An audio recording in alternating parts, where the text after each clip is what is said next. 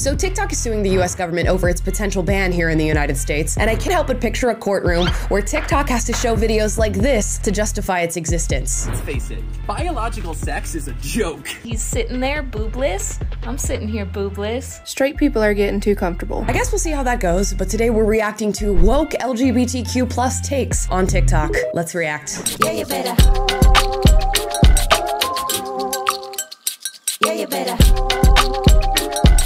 Guys, before we get into this video, please like and subscribe. I subject myself to this insanity that I find on the internet, and I guess by virtue of doing these videos, I subject you to it too. So let's just bask in our shared misery over these woke LGBTQ takes. Let's get into video number 1. Straight people are getting too comfortable. I said what I said. Some things are not yours to talk about, joke about, or say.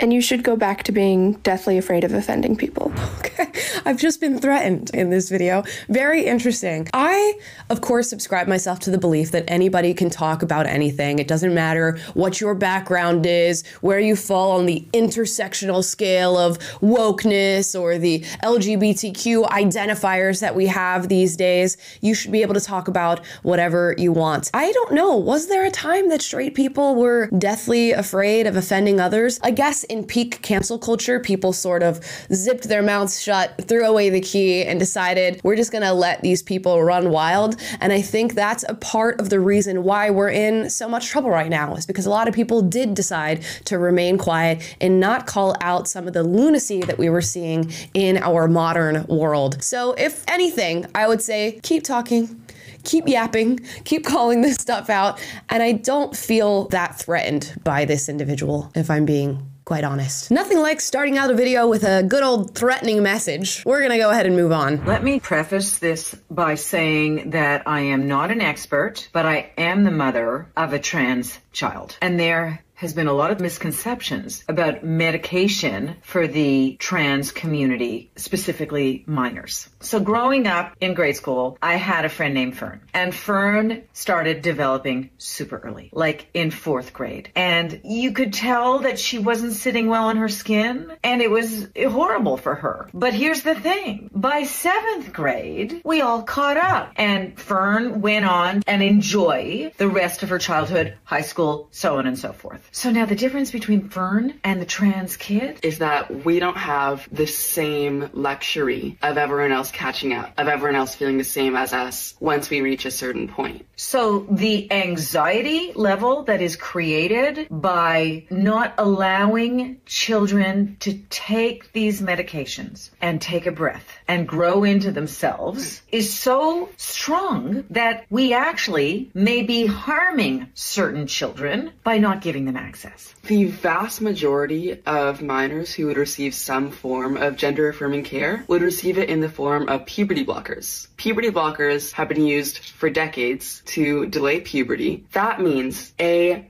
13-year-old person who was born as a boy and is just on the cusp of male puberty can delay it if that person feels like she may be a girl. I find a common misconception is people think trans kids are being, quote, mutilated or groomed or coerced into something they might regret later. But in reality, trans kids do not get reassignment surgery before they're adults. They get blockers. That's what the far majority of trans kids get. And by all of these laws blocking every single form of care, shutting down gender-affirming care clinics that truly just help kids take a breath, by closing them, you're closing their airway. So let's let parents of trans kids handle their kids with their doctors in private. I know my kid best. Can we just get together for that one? Ooh, so much here, so much said, so many things to debunk. First and foremost, I want to say I recognize this woman immediately because she's kind of a fashion icon on TikTok. It is very disappointing to see that this is the path that she's taking in motherhood and in mothering a child,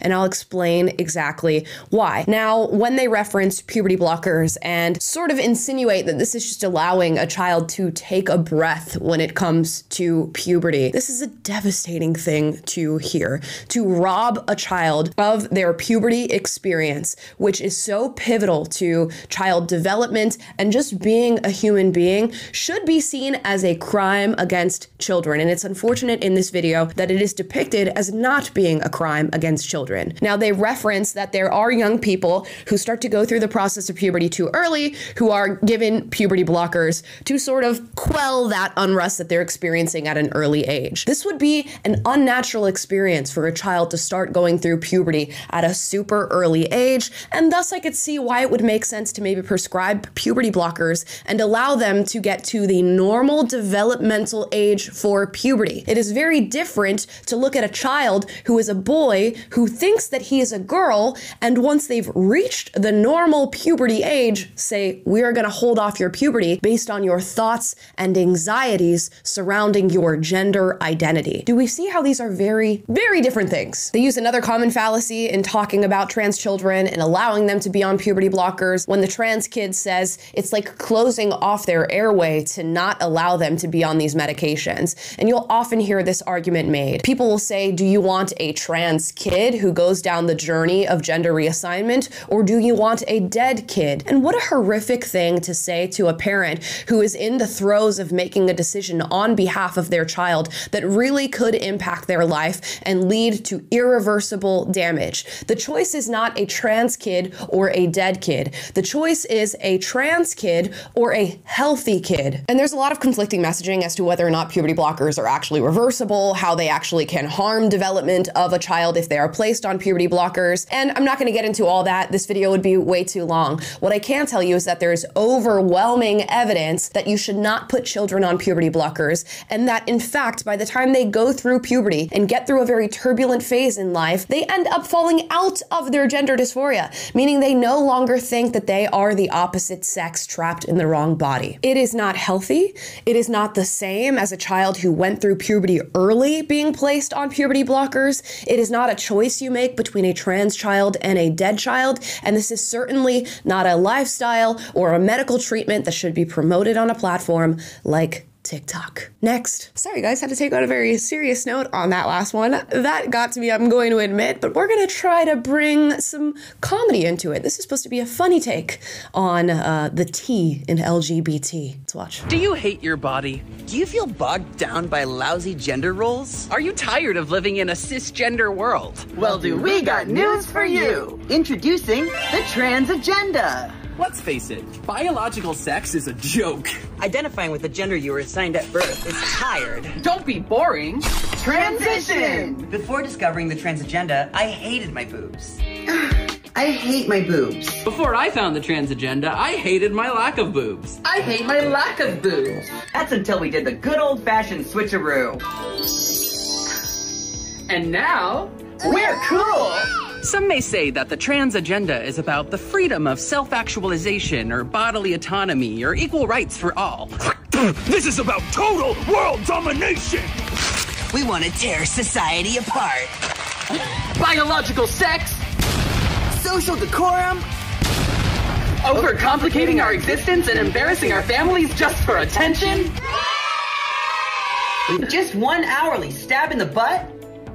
Ow! You too can join in on the fun. Pronouns are my Bible. This is a trend that's here to stay. If we can't be cis, Then no one can. so join the trans agenda. Transition now. Or we'll find you. Okay. You know what? At least they can laugh. I'll give them that. Clearly, this is meant to be like a facetious video making fun of what maybe conservatives or people who have disagreements with the gender theory and the trans movement would say about the trans agenda. And they're giving a play on that and saying, we really want world domination and people to be on medical treatments and all these different things. I will say there's some logical inconsistencies in this video. You know, know, if you really didn't care about whether or not you had a chest or didn't have a chest and all these different features, why are you choosing to take on these features in your pursuit of this new identity? It does seem like something that does sort of make you unique, lets you stand out a little bit. Obviously, I can't speak to somebody's inner motivation when it comes to their transition. I'm just saying what I see on the outside. I do think the trans agenda, as they refer to it in this video, does exist, but I think these are more subconscious drivers than they are actual conscious drivers that somebody is aware of as they're transitioning and as they're promoting it on the internet. So it sounds kind of crazy to accuse somebody of doing this purposefully or to be unique or having these sort of skewed views of gender stereotypes that they're now taking on in their transition, because these would be subconscious drivers. The typical person who is experiencing gender dysphoria and choosing to transition wouldn't be so aware that these are actual factors that are informing their decision. And that's why it sounds a little crazy and kooky when you package it all together and say this is the trans agenda. But be on the lookout, because a lot of the things that they joked about in this video actually are kind of true. Sorry. Okay, next one. This one's about a trans academy, which I guess is where you go if you're transgender to learn about how to function in the world as the opposite sex. Okay, and you got a biological man who seemingly believes he's a woman walking on a treadmill in high heels and sort of learning the structure. You know what? Honestly, there's a lot of women who could use this service. When I first started walking in heels, I looked like a baby giraffe on its first day on Earth. So I can imagine this is a pretty helpful tool to walk around in heels on a treadmill and sort of learn your posturing and positioning for a woman who doesn't know how to do it, or for a man who wants to take on this skill. You know, it's interesting, and I will point out the fact that it's kind of funny that this is called Trans Academy, and one of the lessons that they're doing on how to be a woman is simply walking in heels. It's a very superficial thing to learn as a man in your journey to becoming a woman, but maybe this is just a small part of the academy. I wonder when they're going to talk about all the other things that women have to face, like motherhood or their menstrual cycle, the different psyche that women have, the different biological traits we have, the different physicality that we have as women, the different emotional roller coasters that we go through as women on any given day. I wonder if that's part of the Trans Academy, or if we're just learning how to put on dresses and how to properly put on a wig and makeup and walk in high heels, because that would be very telling as to how men who choose to transition to women actually view womanhood and the status of being a woman. I think more often than not, you'll find that it's more superficial things like putting on makeup and a wig and dresses than it has anything to do with what actual womanhood or girlhood is as an experience. So next we have a couple women who have decided to get top surgery, meaning double mastectomy. The yitties are gone. Let's watch. This boy just got top surgery and he's sitting there boobless. I'm sitting here boobless, and I want to tell you about the journey so far. He goes under for surgery. Hours later, they bring me. They say he's ready. He can see you. I go to the recovery room, and his surgeon is crouched over him, and there's blood just pouring out of his scars. It's disgusting, and they say we have to take him back in. And I'm like, okay. His right boob wasn't going out without a fight. A blood vessel popped. There was blood everywhere. They had to put him back under and fix it up. Unfortunately, we lost his armpit hair in the process. Only his right armpit. The other one did not get shaved. I'm not thinking funny haha when I'm watching this video. I know there's a lot of smiles and giggling about the retelling of this tale. And, you know, this person was presumably under a lot of anesthesia and probably doesn't have a very traumatic experience when it comes to what they underwent. However, it's a traumatic experience on the body nonetheless. And I can't help but think that right boob fighting to be on the body is sort of symbolic of the entire journey itself. That maybe you shouldn't be making these unnecessary alterations to your body, and your body has little ways of telling you, please Please don't do this. You don't know what you're going to be like when you're older. You are a woman. No matter what you do, you are going to have these biological factors that hit you and tell you, what about motherhood? What about breastfeeding our future children? What about the unnecessary alterations that we made when we were experiencing something that we could have seen our way through?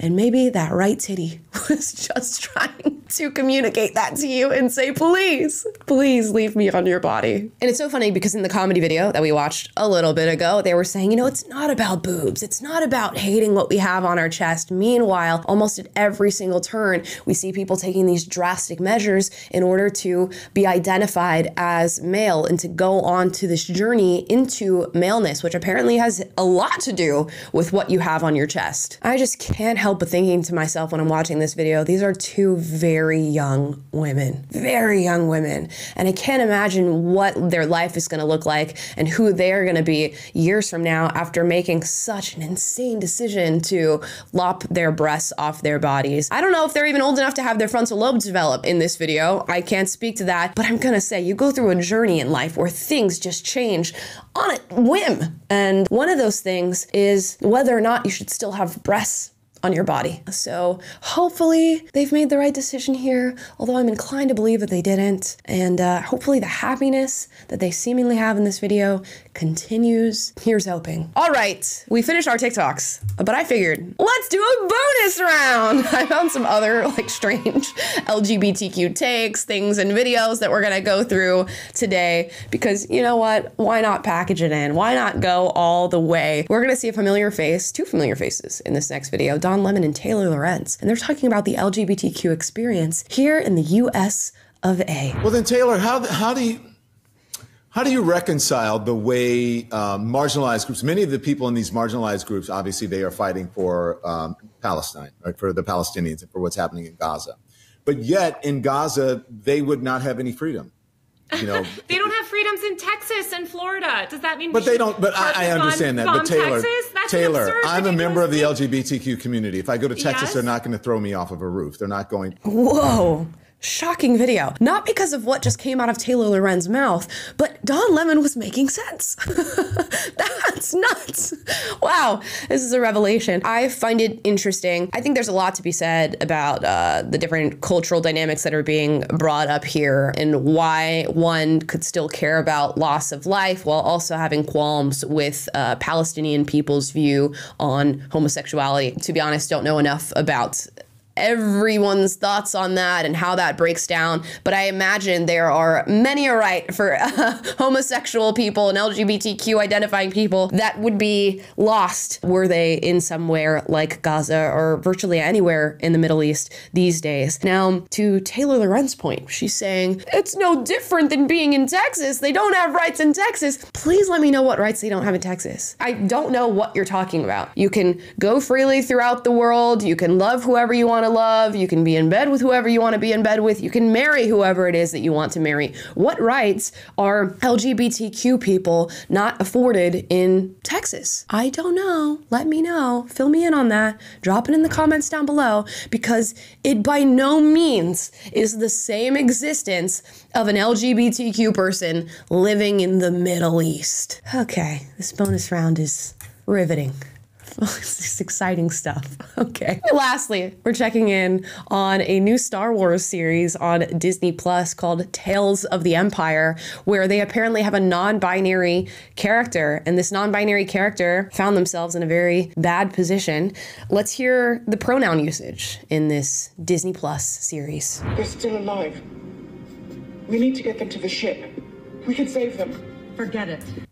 Okay, I can only play so much of that because they're gonna come and copyright me and strike me down. I know they probably already want to strike me down with what I'm saying about this series, but we need to get them to the ship. They can be saved. They are talking about one singular person. I know you can't see them in the frame. They're talking about one person, not a group of people that can be saved by getting them to the ship. One non-binary individual, which apparently exists in the Star Wars universe. Surprise, guys, all you Star Wars fans. There is room for the they theys and the thems among you guys. That is good to know. You know, they say time and time again, they're not trying to indoctrinate children with this, and we're really not coming after your kids. We don't want to teach them about the LGBTQ experience. We certainly don't want to come after them and have them identify as non-binary and trans. But what's going on? This is a Disney Plus show, presumably for young children, and we're referring to a non-binary character as they and them, and presumably they explain that at some point during the show, unless they're just throwing in the they-thems because society is so used to it at this point that we just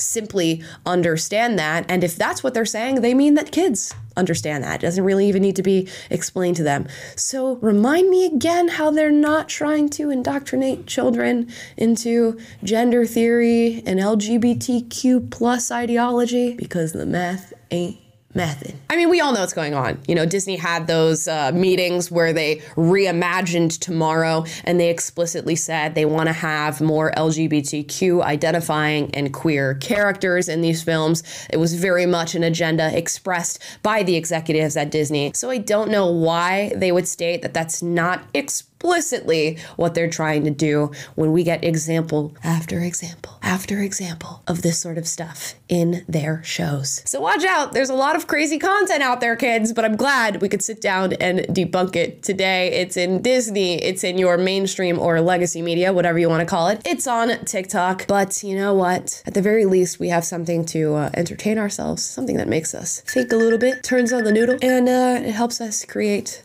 this show, whatever that means to you guys. Thank you so much for watching. If you like this video, like, subscribe, click the notification bell to be notified every single time I post a video for you guys, which is every day. And I will see you next time. Bye, guys. Yeah, hopefully TikTok does not show these videos in court, because I would ban TikTok expeditiously if I thought this was a true characterization of the platform. You guys know how I really feel about TikTok. They've got some cool content on there, and of course it keeps our show up and running for whatever that's worth. Yeah. Yeah, you better. Yeah, you better.